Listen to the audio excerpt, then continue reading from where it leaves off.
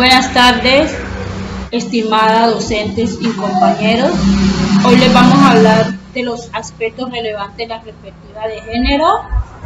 Nuestro grupo está conformado por Ingrid María Mina, Samara Mesa Tascón y Maureen Yulisa Peña García. Antes de dar respuesta a las tres preguntas formuladas por la docente, vamos a hablar un poquito de lo que consideramos que es el género. Es el conjunto de características sociales, culturales, políticas, jurídicas y económicas asignadas socialmente en función del sexo de nacimiento y aprendidas durante el proceso de socialización.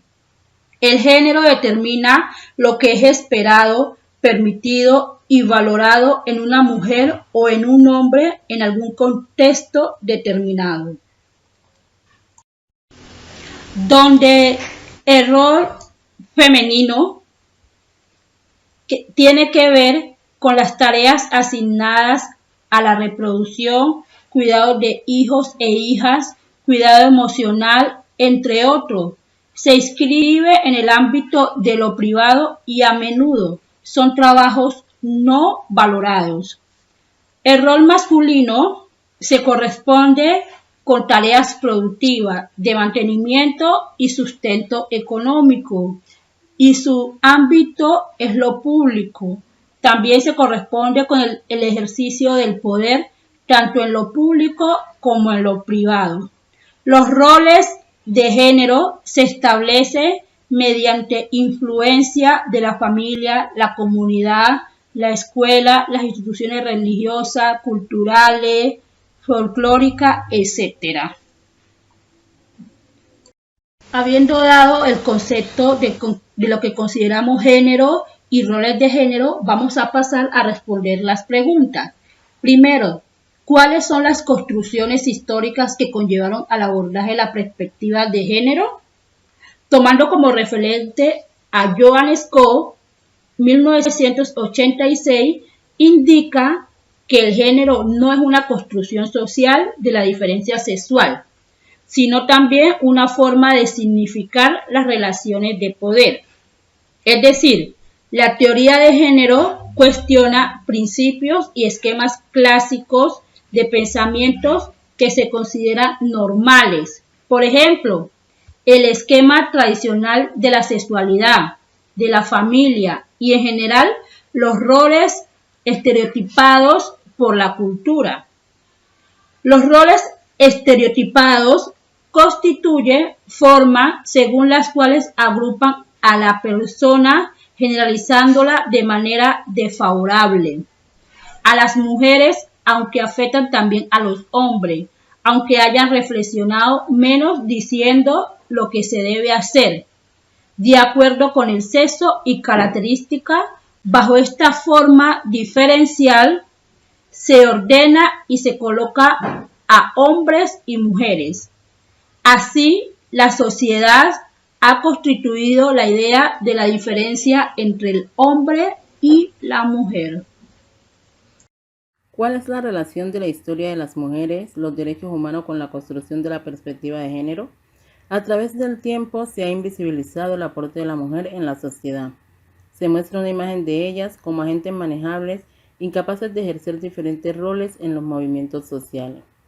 En nuestra sociedad tradicionalmente se ha producido una desigualdad en la valoración de lo masculino y lo femenino, manifestándose de diferentes formas: transmisión de roles en el entorno familiar, el valor de la realización de lo cotidiano, la falta de reconocimiento de las aportaciones que las mujeres han realizado a la sociedad, el predominio casi absoluto de las figuras masculinas, la desigualdad distribución del tiempo de ocio y de las condiciones extraescolares de aprendizaje, las distintas expectativas sobre lo que la educación debe aportar a uno u otro género. La perspectiva de género muestra las diferencias de roles entre mujeres y hombres.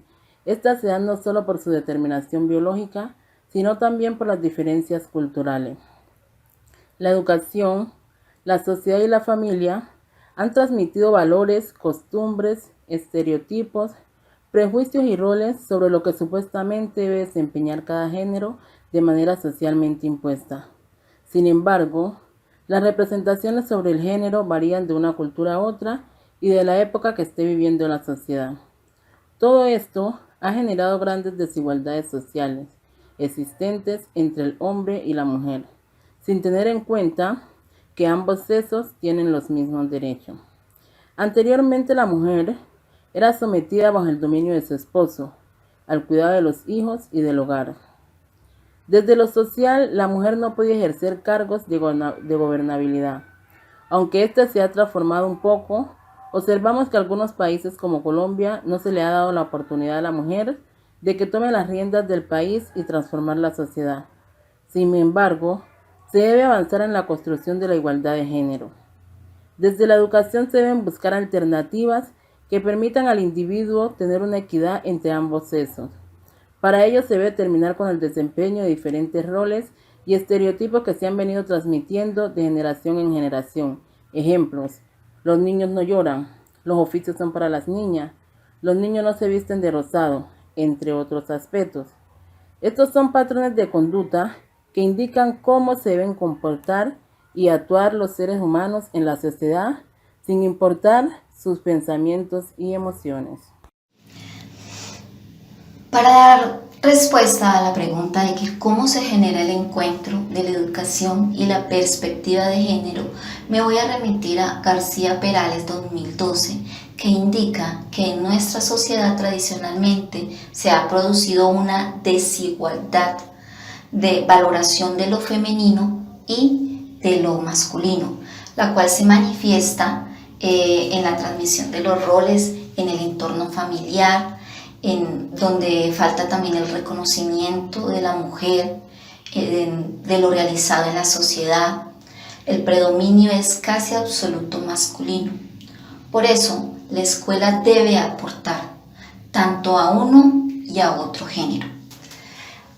Por eso es importante tener en cuenta que en nuestros inicios la educación era solo para hombres y que poco a poco se logra la apertura a que dicha formación también sea para las mujeres, aunque aún sigue siendo una escuela con desigualdad de género, pero que en estos momentos se están fomentando unas políticas públicas educativas que promueven la inclusión, lo cual es importante también tener en cuenta que no es solo una inclusión de raza o de etnia, ya que esto va mucho más allá.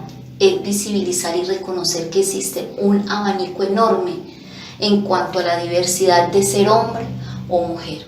Por esta razón se habla de una perspectiva de género, ya que existen otros modelos que no tienen cabida dentro de lo que es un hombre o una mujer, como es la comunidad LGBTTIQ, lesbiana, gay, bisexual, transgénero, transexual, travesti, intersexual y queer. Y es allí donde la escuela debe generar una convivencia inclusiva y con respeto a la diversidad sexual, teniendo en cuenta que uno de los principios fundamentales de la educación es la inclusión y la diversidad. El trabajo comienza en la labor del docente y es importante recibir capacitaciones sobre todos estos temas de perspectiva de género, ya que podemos estar incurriendo de alguna manera por desconocimiento del tema y utilizar un lenguaje que no es inclusivo, utilizar un material que refuerza la desigualdad, textos que enfatizan en lo que es femenino, masculino.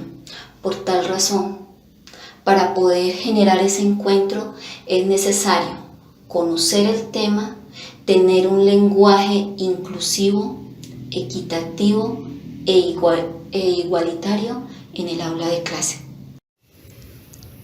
Muchas gracias.